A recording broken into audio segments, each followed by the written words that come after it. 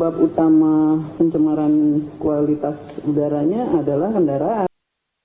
Terima kasih pemirsa, Anda kembali bersama kami di Dialog Newsroom. Ya pemirsa, isu memburuknya kualitas udara di Jakarta menjadi isu penting yang menjadi perhatian banyak pihak, dari warga hingga Presiden Indonesia. Sektor transportasi pun dituding menjadi sumber utama pencemaran udara di Jakarta.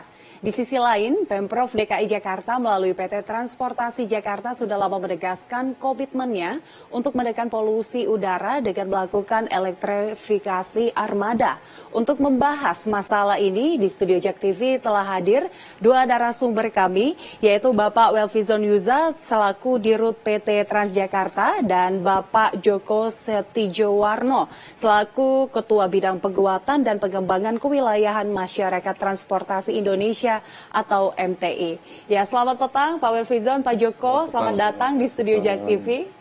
Ya, saya ke Pak Welfizon terlebih dahulu. Pak Welfizon, ini berbicara tentang polusi udara di Jakarta. Kalau tadi kita sama-sama ya Pak melihat Viti mengatakan bahwa penyumbang terbesar ini adalah kendaraan gitu ya. Nah, kalau dari Transjakarta sendiri nih, melalui dari pemerintah ya Pak, ini seperti apa komitmennya untuk mendukung supaya menekan polusi udara saat ini? Ya, terima kasih Mbak Gesmi. Ya, seperti tadi yang kita lihat di Viti di awal, volume kendaraan di ibu kota menjadi salah satu faktor yang menyebabkan emisi ataupun polusi udara. Namun satu hal mungkin yang perlu kami tegaskan di depan, ya, keberadaan transportasi publik merupakan bagian dari solusi untuk menurunkan emisi. Karena kita tahu di sektor transportasi yang paling banyak menyumbang itu adalah transportasi pribadi, baik itu mobil pribadi ataupun motor. Berdasarkan riset yang kami lakukan ya dengan partner, polusi ataupun emisi per perjalanan per orang dari kendaraan pribadi pada saat dia berpindah ke kendaraan umum termasuk Transjakarta bisa menurunkan emisinya sebesar 94%. Dan kalau dari pengguna motor per perjalanan beralih menggunakan Transjakarta itu bisa turun lebih kurang 83%. Artinya keberadaan Transjakarta dan public transport lain sebenarnya adalah bagian dari solusi untuk menurunkan emisi. Sehingga strategi pertama yang kita lakukan adalah mendorong semakin banyak orang beralih menggunakan public transport dengan meningkatkan layanan yang diberikan oleh Transjakarta. Di samping itu, strategi berikutnya seperti tadi disampaikan, komitmen Transjakarta untuk melakukan elektrifikasi armada. Kegiatan ini kita sudah mulai sejak tahun 2019 dengan melakukan berbagai riset dan konkretnya di tahun lalu kita sudah mulai mengoperasikan 30 unit armada dan saat ini sudah bertambah menjadi 52 armada bus listrik dan sampai dengan akhir tahun kita targetkan akan menjadi 100 armada. Ini merupakan langkah-langkah aksi-aksi konkret yang kami lakukan di Transjakarta sebagai bagian dari Pemprov DKI.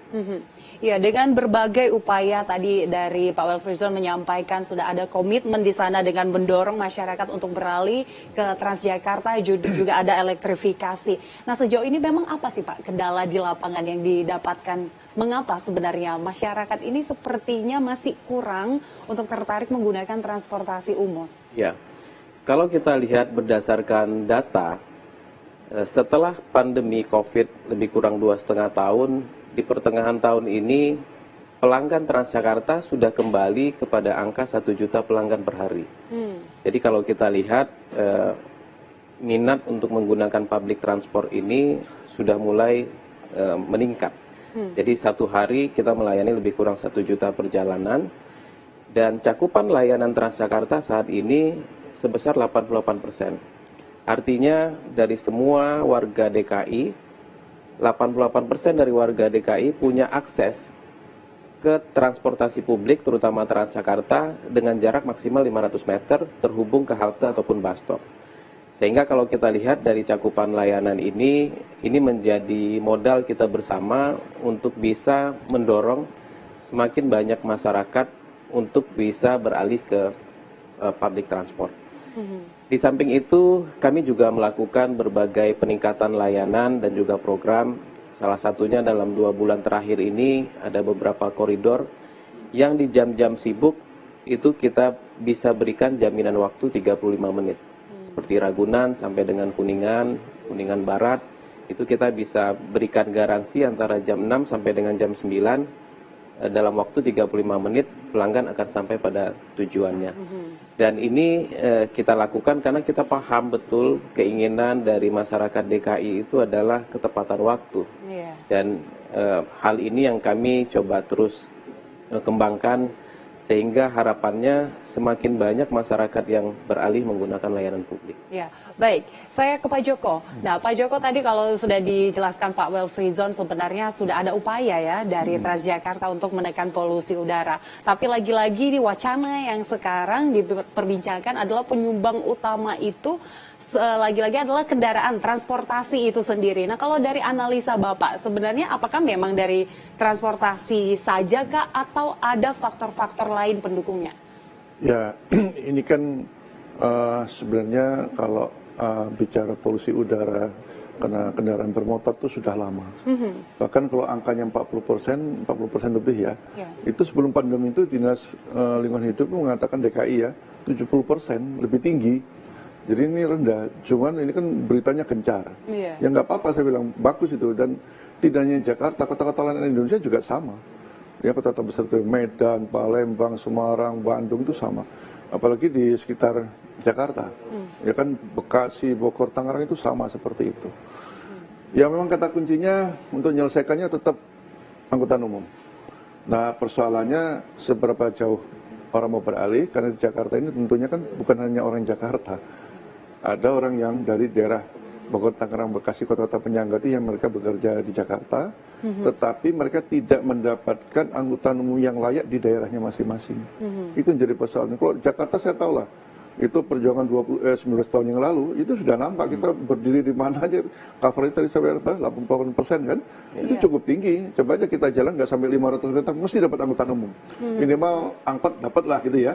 Nah, persoalannya seberapa besar orang mau menggunakan tadi orang dari sekitar daerah penyangga itu. KRL sudah ada, tapi kan begitu padatnya.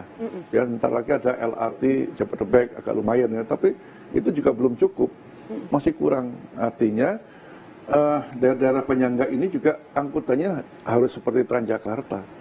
Itu. Mungkin ini efeknya akan dirasakan dalam jangka panjang ya Pak, karena kan sebenarnya sudah ada upaya di sana untuk membangun transportasi umum untuk digunakan oleh masyarakat. Nah, selain itu juga Pak Joko, yang sekarang juga kebijakan yang sedang diusung adalah uji emisi. Nah, kalau dari Bapak sendiri melihat apakah memang uji emisi ini sangat efektif untuk mengurangi polusi udara saat ini? Selama ini kami lihat ya kurang efektif.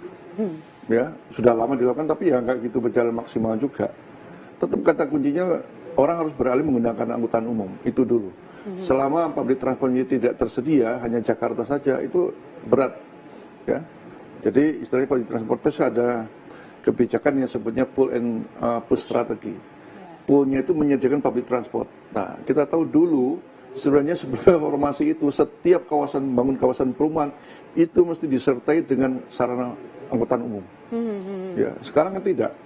Di Indonesia membangun dulu Perumnas tahun 80 ada Perumnas ya. Itu ada Perumnas, pemerintah buka kawasan perumahan baru, itu mesti ada bis damri ke pusat kota, siapapun dimanapun. Sekarang perumahannya masih ada, bis damrinya sudah hilang. Itu seluruh Indonesia begitu. Nah sekarang coba lihat bangun kawasan perumahan-perumahan yang baru, nggak ada fasilitas angkutan umum. Artinya orang sudah beli rumahnya cicilan, orang menyicil lagi kendaraan bermotor, sudah daerah pinggiran, dia kerja di Jakarta, dia mau naik apa coba? Untung kemarin sudah ada KRL ya, nah, tapi kan dia di stasiun, tapi dari rumah ke stasiunnya nggak ada, ini bawa mobil juga kan, ke stasiun terdekat. Nah, ini sebenarnya setiap perumahan Bodetabek yang jumlahnya ribuan itu harus diberikan servis untuk angkutan umum. Dengan kata lain sebenarnya ada rute-rute ya Pak yang tidak dipenuhi. Nah kalau dari Bapak sendiri gimana tanggapannya Pak terkait itu? Karena kata Pak Joko ini perlu sebenarnya masyarakat mau beralih tapi rute-rutenya nih masih kurang. Iya, saat ini Transjakarta melayani lebih kurang 250 rute ya, yang ada di DKI, termasuk di beberapa juga sampai ke daerah penyangga juga ya. Namun tentunya masalah ini harus kita melibatkan semua. Jadi tidak hanya dari kami selaku operator, tapi juga kesadaran masyarakat dan semua pihak untuk sama-sama berkontribusi untuk bisa menyelesaikan apakah itu masalah kemacetan ataupun juga emisi dengan cara beralih. Kalau kami di Transjakarta, kami mengembangkan sustainability framework yang kami sebut dengan bersih, berdaya, bestari, di mana sebagai perusahaan transportasi kami berkomitmen untuk menghasilkan atau memberikan jasa transportasi yang ramah terhadap lingkungan dengan berbagai program yang dilakukan tadi, termasuk juga memberdayakan ekonomi karena kita juga bekerja sama dengan 18 operator ya yang ada di DKI dalam memberikan layanan transportasi yang juga inklusif, jadi juga memperhatikan teman-teman disabilitas, perempuan dan anak, sehingga ini menjadi bagian dari pool strategi yang tadi disampaikan Pak Joko, sehingga makin banyak orang yang bisa beralih menggunakan public transport. Ya, baik Pak Welfizan, Pak Joko, nanti akan kita lanjutkan lagi perbincangan ini. Kita akan jeda terlebih dahulu. Pemirsa tetaplah bersama kami di Dialog Newsroom.